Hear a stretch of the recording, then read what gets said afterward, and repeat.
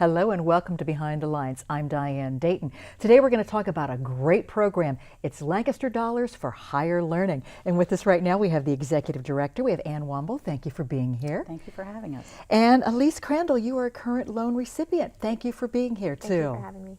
So for those of us who really don't know what this is, there's a big history with this, right, Ann? Tell us about this. Yes, this organization started in 1961 and under a different name, Citizen Scholarship Foundation, and many people throughout Lancaster County may know it by that name. And over time we evolved to a different name, Dollars for Scholars, and now we are Lancaster Dollars for Higher Learning. In 1961 we started with 50 very generous folks in the community seeding the program and offering loans, interest-free loans, to 15 students. We've grown now to having the capacity this year to make loans to 600 students. Wow. At the amount of $1,700 each. Okay. So it's been tremendously supported by the community, and we're proud that all these 56 years, our repayment rate of these loans has been over 99%.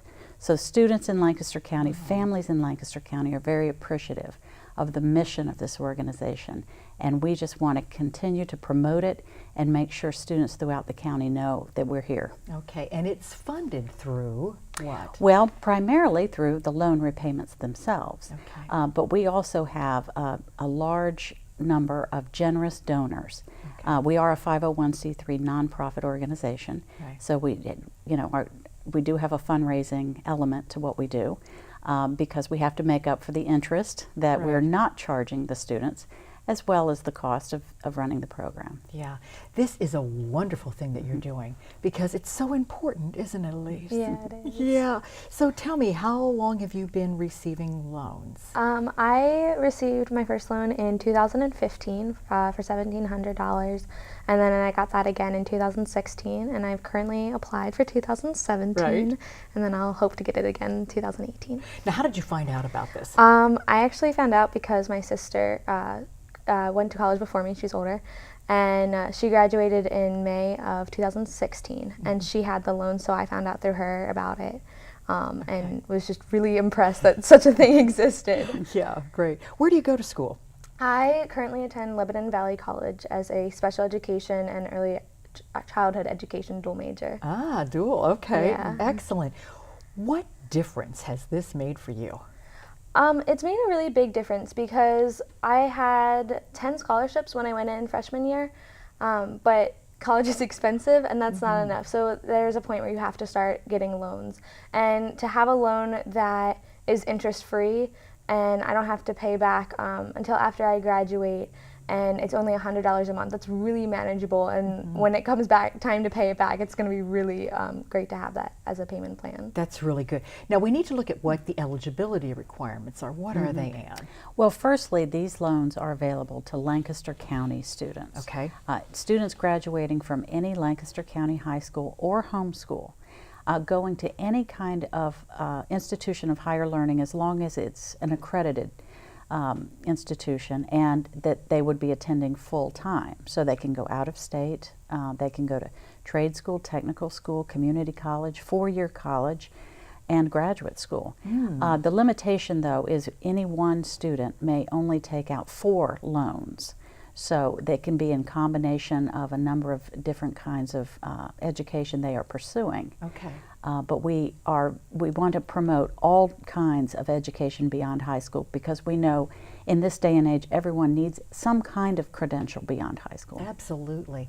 Is there an age requirement or limitation on this? No, these loans are also available to adult learners, not Oh. non-traditional learners.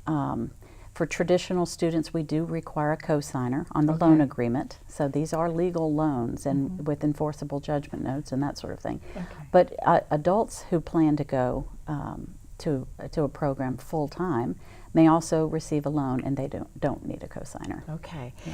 Now, this loan, is it earmarked for specific things, or does that differentiate between the schools and that sort of thing? Well, we make our loan payments directly to the school. Okay. And so it is applied against a student's tuition. Tuition, okay. So the payment is not going directly to the student, although they carry the loan obligation. Okay. Do you know other students that have applied for this as well? Have you gotten to know people through this? I don't believe that I know that, but I know a lot of people don't like to talk about like money and scholarships that they have often. But you were saying too that your sister Yes, had, my sister. My had sister used has this too. it. Did she get it all 4 years as well, I think? Yes, I believe she did. Okay. Well, that's great when you know and you've got a source. It's like, hey, this is Yeah. great. This is what you need to do. So when you went to go apply, tell me about the process. How was that for you? The process. It was it was interesting because I was mostly just baffled by the fact that this existed, that Right. I could have this opportunity. But I remember sitting down and doing it with my mom. She was a big help with all of it, and just kind of going through the process. And I remember really wanting to write like a thank you letter to them, saying like, I am so grateful for this opportunity. Right. What do you want to do after you graduate? After what are I your graduate, plans? yeah, I want to be a special education teacher in an elementary school. I'm hoping to be in the Lancaster County area, but I'll have to go where I need to. And then I also want to continue to learn Braille and sign language. Oh, great. That's excellent. Did you grow up in the area then as well? Yeah, I've lived in the same house all my life, right outside Quarryville. Okay. And what would you say to someone who's watching a student, regardless of age, about this particular program? I would really encourage them to apply for the loan because it is a huge relief to have this loan, and it's definitely very beneficial as opposed to trying to find this money on your own. Oh, sure, it is. Now, how many people do you have apply for this? And you have to, get the numbers to where they fit and where they work. Right. Well, we have, every year it varies, and students are required to reapply each year. Right. So, our application is online on our website, www.lankdollars.org. Okay. But the application period is from the 1st of February through the end of April. Okay. So, we expect that we will have well over 600 applications this year, and we make decisions about who gets the loans primarily based on need from what they are demonstrating from the FAFSA. Right. And the student aid report, which is a part of the FAFSA, which shows what a family is able to contribute to higher education and what the gap is. Okay. So we are a need-based program. All right, great. Yeah. Now, you mentioned the website, which we're putting up on the screen where we can find. What else are we going to find on the website? Well, there's all kinds of information. We're very proud that we revamped our website about 2 years ago. There's information on the history, how to apply. We have a blog post that we regularly update. There are some student profiles on there. I think people that will go to the website will find it very user-friendly, and of course there's an area to donate to us. Of course there is, which is so we important. make it so easy for Which is so donors, important, too. donors to support us. Yeah. How does it feel being the executive director of this, Anne? That's got to feel good for you. Well, as I said, I originally started as a board member in Right. 2007. And we did not have an executive director at that time. We had a part-time administrator. Okay. And as we have grown and we plan to continue to grow, we all saw a need for an executive director. And I wasn't thinking of myself in that position, but some board members sort of encouraged that. So I thought it fit well into my life. I'm very proud to promote this organization, and I consider that really at least half of my job is to go out into the community like this, talk to people, and tell them about what we do. People are very fascinated by the fact that we offer these interest-free loans as opposed to scholarships. Right. And the reason for that is that the mission and the belief of the organization from the beginning is that the community should help as a hand up for students to achieve education instead of just a hand out. And so donors appreciate the fact that their donations will continue to recycle back into the program yes. through the generations. And even though it goes out the door today, we all know it will be coming back to us in the form of loan repayments eventually. Absolutely. And how does that feel for you, knowing that you're a part of this continual process of helping others too? I think it's really awesome because college is such an expensive venture. Right. To be able to know that when I'm paying this back, it's going to help somebody else is really exciting, and I'm glad to be able to do that. Yeah, it is exciting. And how many donors do you have? Oh, that's a good question. We probably have nearly 2,000 donors. Wow. We've had over time. And through the years, we've had some extraordinary bequests come our way, which has really helped to propel us into the capacity, the loan capacity that we have now. Wow. And so that's why we really need to promote this program more so that people know about us, because we have money to loan. Exactly. Yeah. Well, we're going to talk to one of the donors and talk about ways that we can do that. Congratulations and much success to you, and thank you for the work that you're doing. Brief pause, we've got more info. Stay with us. Welcome back to Behind the Lines. We're talking about Lancaster Dollars for Higher Learning. Joining Ann and myself is Dottie Ezzard. You are a current legacy donor. Thank you for being with us. Thank you. And you have been involved with this program, your family, since 1971, right? That's right, yes. So tell me about that. At that time, I think it was $10 yearly was kind of what was expected. Is that right? Yes, that's where we started. My husband was a professor of engineering at Penn State, Harrisburg. So he heard about it when he was up there. He started there, I think, in '69. So by '71, he'd heard students who had this, and at that time, it was called Citizens Scholarship Foundation, which now we realize was a misnomer because they're not scholarships. But anyway, he thought it would be a good thing to give, so we did, very minimally. And then eventually our 3 children all went to Penn State and graduated from Penn State.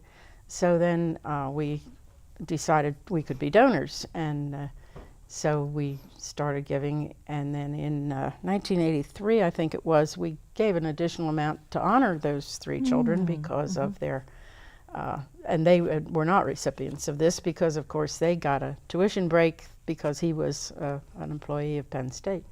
So I think that was one reason we started, that we were able then to help other students who didn't have that benefit. You were so actively involved from the end of where your husband was the professor as well as your children being students. So you saw this from all perspectives, yes, from right? the name change and then the growth, the main thing of giving many more scholarships, and they were worth more money than in the beginning. Yeah. So legacy loans, tell me more about that. Well, our program is designed so that any donor, once they get to the level of having given us $10,000 over time, is given the opportunity to name a loan in whatever fashion they would like, either after themselves or a family member, either in honor and memory. And they're also given the opportunity to put any kind of criteria around that. For example, they'd like it to go to a student in a particular school district, or a student who's going to be studying a particular subject. Or they can just leave it open to maybe a merit criteria. And then these named legacy loans are featured, the students are featured in our once-a-year report card, a picture and a little bio, and they are encouraged to write a note or be in touch with their legacy donor if those family members are still alive. Okay, and what amount is usually the legacy? $10,000. It is 10. Oh, it is. They get a whole. Oh, 10. Wow. Yes. That yes. is substantial. And that's cumulative giving. Okay. Now, of course, we welcome anyone who'd like to write us a $10,000 check at any given time, and we would name them a legacy loaner immediately. That's wonderful. Now, with the legacy loan that's in your husband's name, that's earmarked for what? Well, that's since he was a professor of electrical engineering and we had this strong Penn State connection, when I chose to do that to honor his memory, I did stipulate that the student had to be somewhere going to Penn State, to one of the campuses, which is a big choice. Right. And also studying some form of engineering. We didn't limit it to electrical, but there are plenty of students out there looking for that criteria. So the reason I did not plunk down a check for $10,000, obviously, but the 50th anniversary of this organization was also the 20th anniversary of my husband's passing. So I thought that would be a good time to increase my giving enough, because the loan had built up by that time, because I chose to ask people who gave in his memory to send it to this organization. Okay. So we had accumulated a good bit, and then I padded that a little bit to make it up to the level of the legacy loan. So I'm happy, and I nearly always hear, I think I've heard every year from the student who has been the recipient. They write you a note, send you a picture. So it's a very worthwhile thing to support. So what's the difference between the process of applying for one of the regular loans versus a legacy loan? There's really no difference. Okay. Those students are also receiving the same kind of loan with the same kind of repayment criteria as all of our other students. They're simply chosen from the pool of recipients that take our loans. We have a committee that looks at all the criteria from these students and picks a student who seems to fit the criteria most closely. Right, that's great. Yeah. Sometimes it's a merit-based decision. Sometimes it's what they choose to study. Okay. Now, what I think is also great about this, you make it so affordable in every way. Obviously, it's interest-free loans, but it's only $100 each month after that, and there's a grace period after you graduate too, correct? That's right. There's a grace period if a student happens to drop out of school or they shift down to part-time, then they start into the grace period. Okay. But typically our students are graduating, so then they have 6 months after their graduation, and then they will begin to repay us at a minimum of $100 a month, regardless of how many loans they've taken out, 1 or 4. Okay, and then that's usually like an automatic withdrawal or something? Yes, it's now required to be an automatic withdrawal from checking. Okay, that's great. I know you probably have a few stories with this. Is there anyone that you could share that you know has really been impactful with this, Anne? You know, a student story. Well, I won't give a name, but one that comes to mind very quickly is a gentleman who's featured on our website, actually, and he's a prominent executive in the community now. But years ago, when he was going to school, he was a loan recipient and remembered us all through the years, was a very faithful donor, now is of course a legacy donor, and continues to help us and promote us through his very prominent position in the community.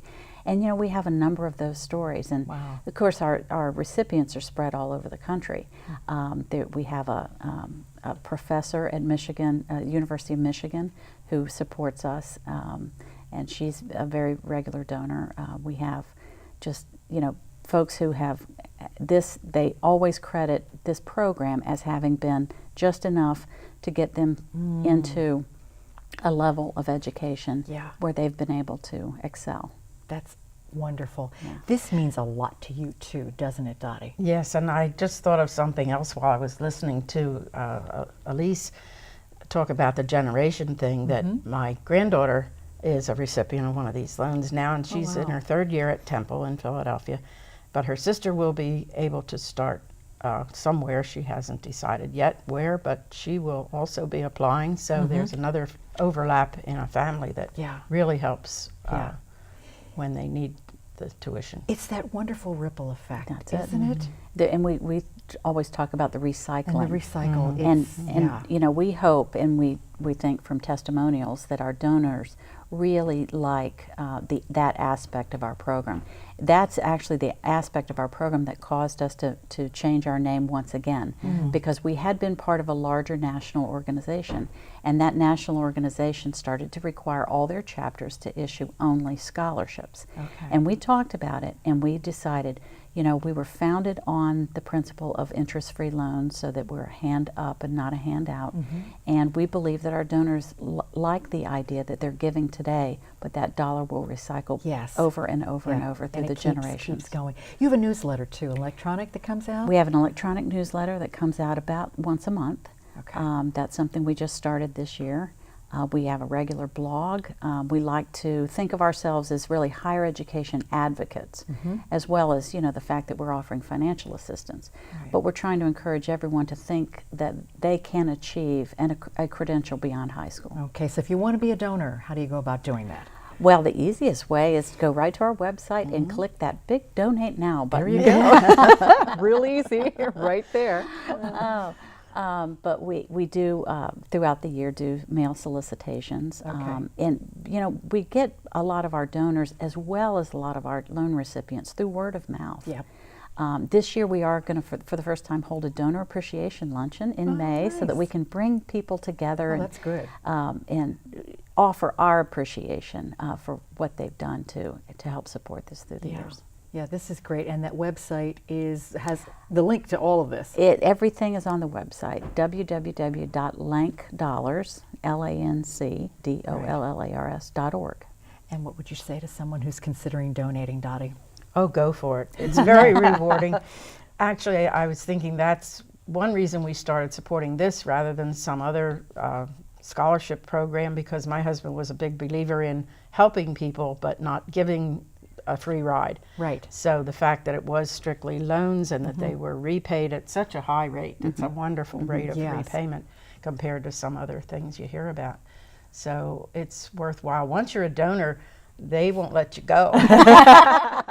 No, they're not high pressure at all, but you feel every year you just want to do that, and I try to do it on the anniversary of his death, so that cycles every year. Yeah, that's great. So it's been very good, and I hope to continue, and I know my family, some of them still support it as well. Well, thank you for doing this, both of you, too. We're going to take a brief pause. We'll come back with a final thought. Stay with us.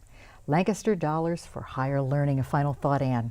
Well, we just want students throughout Lancaster County to know that they have until April 28th this year to go online to our website and apply for our loans. We have 600 loans available for students throughout the county, and the value of each one is $1,700, which will be applied against their tuition bill next year. So we'd like to see as many students apply as possible. That's great, and that's an annual thing of $1,700 they can apply for. $1,700, and they'll reapply each year that they're a full-time student. Absolutely, that's great. Dottie, a final thought. Well, I just think it's important to emphasize to families that these are available to their college-age students, also to spread the word and also to be a donor. That's a very good thing to recycle, as you've used the word, and I think that's what it really does. It does, and students of any age we've talked about too. Right, and just fit the criteria and go to the website. Thank you so much for all the work that you're doing for our community, and thank you for donating. Thank you for being here today. Thank you, Diane. Thank you. Thank you for joining us today, too. I'm Diane Dayton with Behind the Lines, reminding you to look behind the lines. You might be surprised what you find.